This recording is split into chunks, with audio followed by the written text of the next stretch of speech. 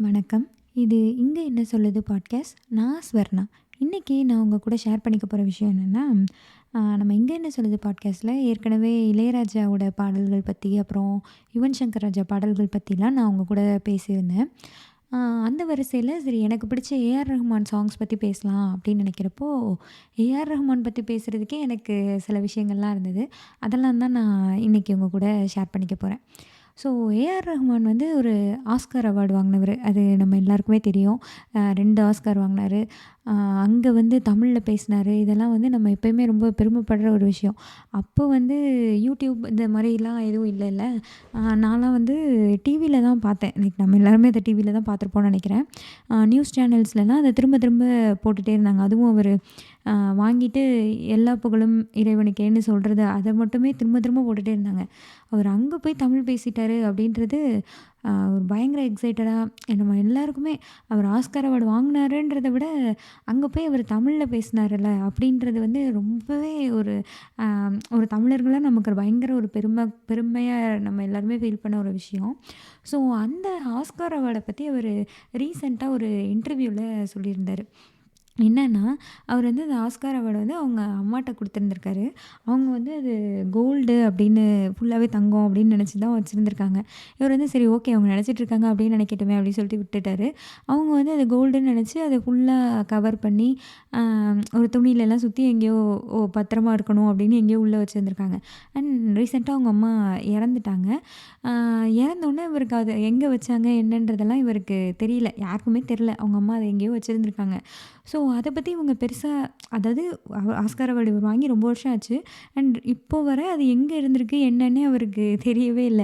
அந்த வீட்ல தான் இருக்கு, இங்க தான் இருக்கு. ஆனா எங்க இருக்குன்னு எனக்கு தெரியாது. அப்படின்ற ஒரு இதில தான் அவரு இருந்திருக்காரு. லைக் அத பத்தி அவரு யோசிக்கவே இல்ல. அது எங்க இருக்கு? அது பத்திரமா இருக்கா? அதெல்லாம் பத்தி இவரு யோசிக்கவே இல்ல. அதுக்கப்புறம் அவங்க அம்மா இறந்ததுக்கப்புறம் சரி அவங்களோட ஷெல்ஃப் அதெல்லாம் எடுக்கையில, அங்க ஒரு இடத்துல ஒரு துணியெல்லாம் சுத்தி அவங்க வச்சிருந்திருக்காங்க. அப்படிதான் அவர் அத எடுத்திருந்திருக்காரு. அ எனக்கு வந்து இத கேட்கையில என்னடா இது ஆஸ்கார் அவார்டு வாங்கியிருக்காரு. இவ்ளோ பெரிய விஷயம். அந்த அவார்டையே இவரு எங்க வச்சேன்னு தெரியலன்னு சொல்றாரு அப்படின்ற மாரி தான் எனக்கு இருந்தது. அண்ட் இதே கொஸ்டின தான் இன்டர்வியூவரும் கேட்டிருந்தாங்க அவர்ட்ட. அவர் வந்து அதுக்கு என்ன பதில் சொன்னாருன்னா, நான் அது வாங்கிட்டேன். அதுதான் பெருசுன்னு நான் எடுத்துக்கிட்டேன்னா, அடுத்து என்னால மூவ் ஆகவே முடியாது. அ லைக் என்ன சொல்ல?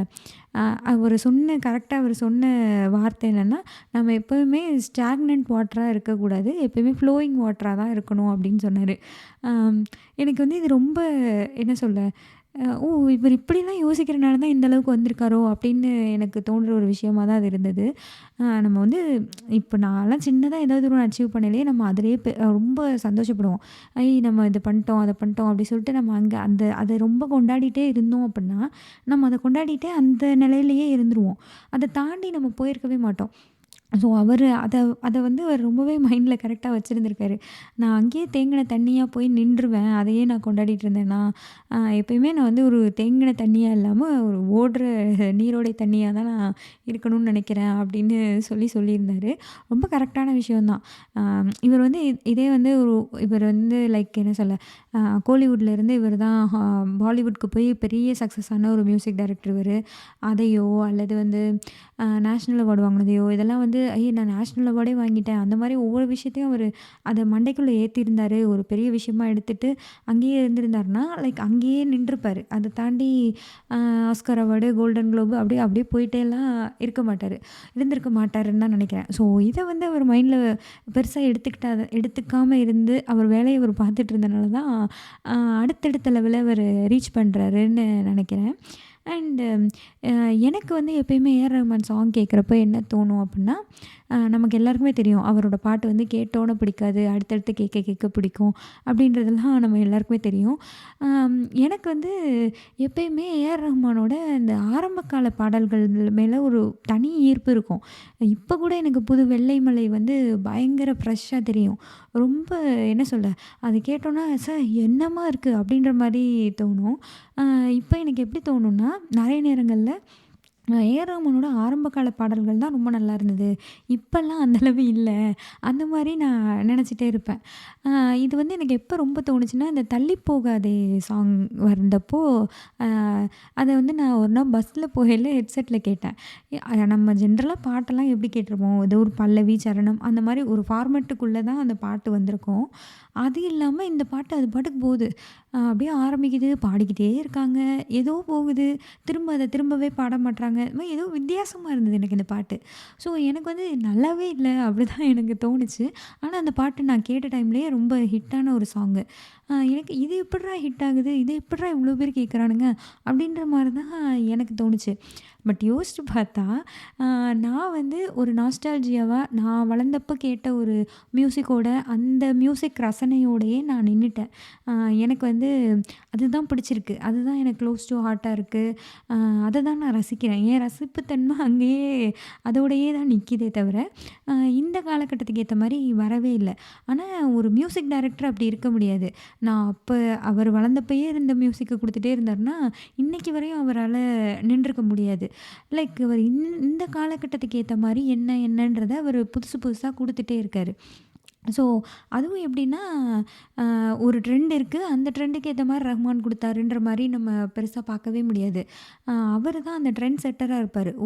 தள்ளி போகாதே மாரி ஒரு சாங் அதுக்கு முன்னாடி வந்ததே கிடையாது. அந்த மாரி ஒரு எல்லா பாட்டுலயுமே ஒரு டிஃப்ரென்ஸ் பண்ணிட்டே இருப்பாரு. ஒரு காலகட்டத்துக்கு ஒருக்க ஏதோ ஒண்ணு புதுசா பண்ணுவாரு. அதுக்கப்புறம் அவரோட இசை வேற மாதிரி இருக்கும். ஒவ்வொரு பாட்டும் ஒவ்வொரு மாரி இருக்கும். அந்த மாரிலாம் அவரு அவர் வந்தப்பயே அதுதான். அதுவரையும் இருந்த தமிழ் பாடல்கள், தமிழ் சினிமா பாடல்கள் வேற.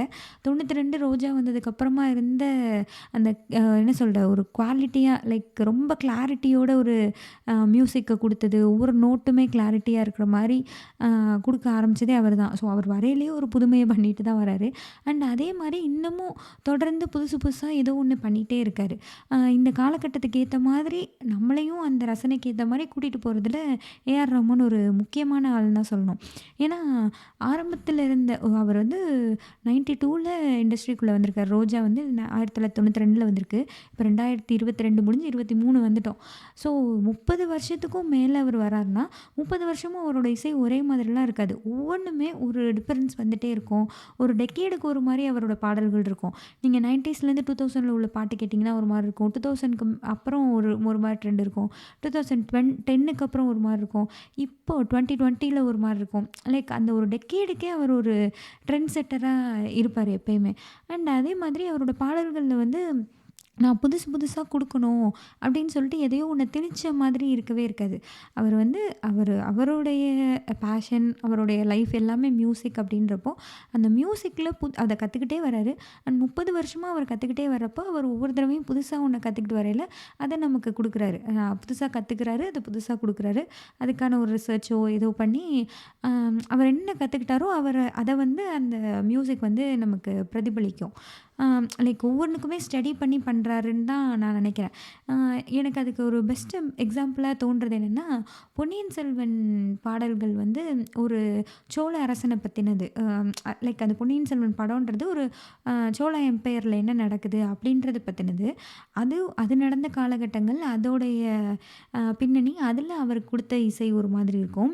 ஜோதா அக்பர்ன்றது அது ஒரு முகலாய மன்னர பத்தின ஒரு அ கதை. முகலாய மன்னர் வந்தது, இங்கே ஆட்சி செஞ்சது, அவர் என்ன மாரி ஆட்சி செஞ்சாரு, அது ஒரு மாதிரி அது ஒரு லவ் ஸ்டோரி. அது வேற மாதிரியான ஒரு ஹிஸ்ட்ரி தான் அதுவும். லைக் அதுவும் ஒரு ஹிஸ்ட்ரிய சொல்லுது, இதுவும் ஒரு ஹிஸ்ட்ரிய சொல்லுது. ஸோ எல்லாத்துக்கும் ஓகே ராஜான்னா இந்த மாரி தான் மியூசிக் போடணும் அப்படிலாம் அவர் போட்டிருக்கவே மாட்டாரு. 2யும் கேட்டிங்கன்னா, அ 2மே ரொம்ப ரசிக்கும்படியா இருக்கும். அண்ட் 2மே வந்து ஒரு வேற வேற இடத்துல இருக்கும். ஸோ அந்த அளவுக்கு அவர் ஒவ்வொரு படங்களையும் லைக் ஒவ்வொரு படத்துல ஒர்க் பண்ணயிலயும், ஒவ்வொரு பாடல்களுக்கும் இது வந்து நமக்கு பளிச்சுன்னு தெரியிற ஒரு எக்ஸாம்பிளா எனக்கு தெரிஞ்சது. ஏன்னா, அது ஹிஸ்ட்ரி பத்தி வரனால, வேற வேற ஒரு ராஜாக்கள பத்தி பேசுறனால, எனக்கு இது ஒரு பளிச்சுன்னு தெரியிற ஒரு டிஃப்ரென்ஸா எனக்கு தெரிஞ்சது. அண்ட் நம்ம நோட் பண்ணி பார்த்தோம்னா, இது ஒரு சின்ன சின்ன டிஃப்ரென்ஸ்லேருந்து எல்லா படத்துலயுமே இந்த டிஃப்ரென்ஸ் அவரு குடுத்துட்டே தான் இருக்காரு. ஸோ, இது வந்து ஒரு பெரிய விஷயம். அவர் கத்துக்கிட்டே வராருன்றது தான் இதில வந்து ரொம்ப முக்கியமான விஷயம். அவர் வந்து எப்பயோ அவர நிரூபிச்சுட்டாரு. லைக் 92ல ரோஜா வரையிலேயே ரஹ்மான் அப்படி சொல்லி பெருசா வந்திருக்கோம். அண்ட் அதுக்கப்புறம் அவரு ஒரு நேஷனல் அவார்டு வாங்கையில, அ அவர் பாலிவுட்டுக்கு போய் அங்க ஹிந்தி மியூசிக் சூப்பரா போட்டு அங்க ஒரு ஹிட் ஆகையில, எல்லா இடத்துலயுமே அவர் அவர நெறைய தடவ நிரூபிச்சிருப்பாரு தான். அண்ட் அவ்வளோதான் நம்ம நம்ம நிரூபிச்சுட்டோம். நம்ம வந்து ஓகே ஒரு பெரிய பெரிய மியூசிக் டைரக்டர் அப்படிங்கிற ஒரு அங்கீகாரம் வந்து நமக்கு கிடைச்சிருச்சு. அப்படின்னு அவர் கத்துக்கிறத ஸ்டாப் பண்ணியிருந்தாருன்னா, இதெல்லாம் நடந்திருக்கவே செய்யாது. அவரு 30 years and still he is learning. அவருக்கு தெரியாது நமக்கு என்ன சொல்ல, எனக்கு என்ன தோணும்னா, நமக்கு மியூசிக் பத்தி ஒண்ணுமே தெரியாது. அண்ட் அவர் வந்து அத பத்தி எவ்வளவோ தெரிஞ்சவரா தான் இருப்பாரு. ஆனா, அத வந்து அவர் தலைக்குள்ள ஏத்திக்கவே இல்ல. லைக் எனக்கு எல்லாம் தெரியும் அப்படின்னு அவர் நெனச்சிருந்தாருன்னா, அவர் கத்துக்கிற ப்ராசஸே ஸ்டாப் ஆயிருந்திருக்கும். Still he is learning and அது இன்னும் அதனால தான் அவருக்கு புதுசு புதுசான மியூசிக் வந்துட்டே இருக்கு. ஸோ 30 இயர்ஸ் இருக்காரு அப்படின்றது ஒரு சாதாரணமான விஷயம்லாம் கிடையாது. 30 இயர்ஸ் லீடிங்கா இருக்காரு அப்படின்றதெல்லாம் நிஜமாவே சாதாரண விஷயம்லாம் கிடையவே கிடையாது. ஏன்னா, அவர் கூடயே வந்த நெறைய பேரு நம்ம வந்து நான் ரொம்ப ரசிச்சிருப்போம். அ ஆனா வந்து ஒரு காலகட்டத்தில அவங்க கொஞ்சம் காணாம போயிட்டாங்கன்னு தான் சொல்லணும். அதில எனக்கு மெயினா தோன்றது வந்து ஹாரிஸ் ஜெயராஜ். ஹாரிஸ் ஜெயராஜ் பாடல்கள் வந்து அ நம்ம நம்ம வளர்றப்போ கேட்டு நமக்கு அது ரொம்ப பிடிச்சிருக்கும். இன்னுமே நமக்கு நெறைய சாங்ஸ் ஃபேவரைட்டா இருக்கும். ஆனா அவர் வந்து அந்த சாங்க ஏதோ ஒரு இடத்துல அவர் போட்ட சாங்கே அவர் ரிப்பீட் பண்ற மாதிரியான ஒரு ஃபீல் வந்து நமக்கே குடுக்க ஆரம்பிச்சதுக்கப்புறம், அ ஏற்கனவே கேட்ட பாடல் மாரி இருக்குன்னு சொல்லயில நம்ம அத பெருசா அது ஹிட் ஆகல. பெருசா அவர் வரல. அப்படியே அவருடைய ஃபீல்ட்ல அவரு டவுன் ஆயிட்டே போயிட்டாரு. ஸோ அவங்க சாதிச்சிருந்தாலுமே கூட, அத சஸ்டெயின் பண்ணி வந்தவங்கள்ல ரொம்ப கம்மி தான். அதில ரொம்ப ரொம்ப ரொம்ப முக்கியமான ஒரு ஆள் வந்து ஏஆர் ரஹ்மான். அ லைக் ஹாரிஸ் ஜெயராஜ் ஆகட்டும், அதுக்கப்புறம் அ தேவா, அப்புறம் வேற யார் அந்த டைம்ல வந்தாங்கன்னு எனக்கு தெரியல சரியா வித்யாசாகர், அந்த மாரி இவங்களும் சிறந்த பாடல்கள் குடுத்தவங்க தான். ஆனா வந்து அவங்க இன்னமும் லீடிங்ல அந்த மாரிலாம் இல்லவே இல்ல. ஸோ அ ஏஆர் ரஹ்மான் இந்த மாரி 30 வருஷம் இருக்கிறதுன்றது it's not a easy thing. அப்படிதான் நான் நெனைக்கிறேன். அதுக்கு காரணம் அவரு இன்னும் லேர்ன் பண்ணிட்டே இருக்கனால தான் இதெல்லாம் வந்திருக்குன்னு தோணும். அண்ட் ஹாரிஸ் ஜெயராஜோட கம்பேர் பண்ணையில எனக்கு என்ன தோணும்னா, இவரு எப்படி இவரோட சாங் ரிப்பீட்டடாவே நமக்கு இல்ல. அ அன்னைக்கு கேட்ட பாட்டு மாரியே அவரு 30 வருஷமா குடுத்துட்ருக்காரு. ஒரு வருஷத்துக்கு 5, 6 படம் போடுறாரு. அல்லது இப்போலாம் வந்து ஒரு 2, 3 படம் ஒர்க் பண்றாரு. அதில ஒண்ணுலயே 5 பாட்டு வந்துச்சுனாலே கணக்கு ரொம்ப லிஸ்ட் ரொம்ப பெருசா போகுன்ற மாரி போகும். ஆனா வந்து எந்த பாட்டுமே வந்து நமக்கு இவர் இந்த பாட்டு மாரி இருக்கு. இவர் ஏற்கனவே போட்டதே திரும்ப நமக்கு போட்டு குடுத்துருக்காரு. அதே மாதிரி இருக்கு. கேட்ட மாரி இருக்குன்ற ஃபீலிங் எதுலயுமே அவர் குடுத்துருக்க மாட்டாரு. அதெல்லாம் வந்து எனக்கு ரொம்ப யுனிக்கா தெரியும். அண்ட் இன்னொரு விஷயம் அ இவர்ட்ட இருந்து நம்ம கத்துக்கணும் அப்படின்னு நான் நினைக்கிற விஷயம் என்னன்னா, நீங்க ஆலெக்ஸ் இன் வண்டர்லேண்ட் பார்த்துருந்தீங்கன்னா, அதில அவரு சொல்லியிருப்பாரு. ஏஆர் ரஹ்மான் வந்து அவரோட பாட்டு பாடுனவங்க, அவருடைய மியூசிக்ல பாட்டு பாடுனவங்க எல்லார் பேரையும் ஒரு கேசெட்ல போட்டு பிரிண்ட் பண்ணி இது பண்ணிடுவாரு. ரிலீஸ் பண்ணையில எல்லாரோட பேரும் போட்டிருப்பாரு. அந்த ஸ்டுடியோவ கூட்டி பெருக்குனவங்க பேரு கூட போட்டிருப்பாரு. அப்படின்ற மாதிரி ட்ரம்ஸ் வாசிச்சவங்கலேருந்து எல்லார் இதையும் போட்டிருப்பாருன்னு ரொம்ப கிண்டலா சொல்லியிருப்பாரு. அம் அது வந்து யோசிச்சு பார்த்தா அது நிஜமாவே உண்மை. நீங்க இந்த ஸ்ரீனிவாஸ், அதுக்கப்புறம் சுஜாதா மோகன் இவங்களோட இன்டர்வியூஸ்லாம் பார்த்தீங்கன்னா தெரியும். அவங்க எல்லாருமே என்ன சொல்லியிருப்பாங்கன்னா, எங்க பேரு வெளியில வர ஆரம்பிச்சது வந்து ரஹ்மான் மியூசிக் வந்ததுக்கப்புறம் தான்.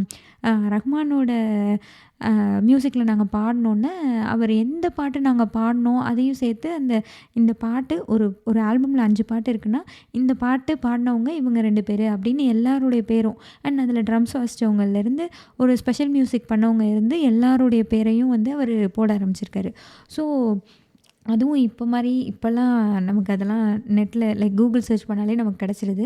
அண்டு கொஞ்சம் காலத்துக்கு முன்னாடி சிடிலாம் இருந்தது. சிடி பிளேயர்ல வரதெல்லாம் முன்னாடியே அந்த ஒரு டேப் ரெக்கார்டர் கேசெட் இருக்கும்ல, அந்த கேசெட்டுக்கு பின்னாடியே அவர் இவ்வளோ பேர வந்து பிரிண்ட் பண்ணி போட்டிருக்காரு.